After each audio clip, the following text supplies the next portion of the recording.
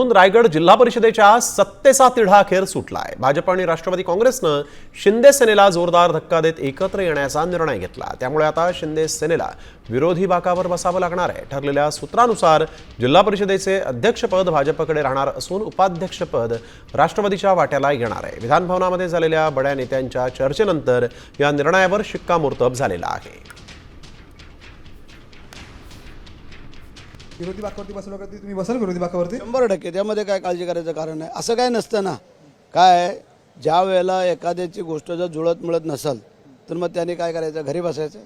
विरोधी बसायला पण हरकत नाही आहे, परंतु ज्या वेळेला आमचे नेते जोपर्यंत सांगत नाहीत तोपर्यंत आम्ही काय बोलत नाही। ही वस्तुस्थिती खरी आहे की राष्ट्रवादी काँग्रेस पक्ष आणि भारतीय जनता पक्ष यांची निवडणुकीच्या पूर्वीची युती ही त्या ठिकाणी अनेक मतदारसंघामध्ये रायगड जिल्ह्यामध्ये होती। काल उदय सामंत साहेबांनी आदरणीय तटकरे साहेबांची भेट घेतलेली आहे, त्यांच्यामध्ये काही सकारात्मक चर्चा झालेल्या असतील। पुढेही आम्ही त्याच संदर्भामध्ये आमची भूमिका तीच राहणार आहे। त्यामुळे स्थानिक पातळीवर सुद्धा जर त्यांच्याकडून काही प्रस्ताव येत असतील तर शेवटी मित्रपक्ष म्हणून आम्ही त्या सगळ्या चर्चा करत आहोत।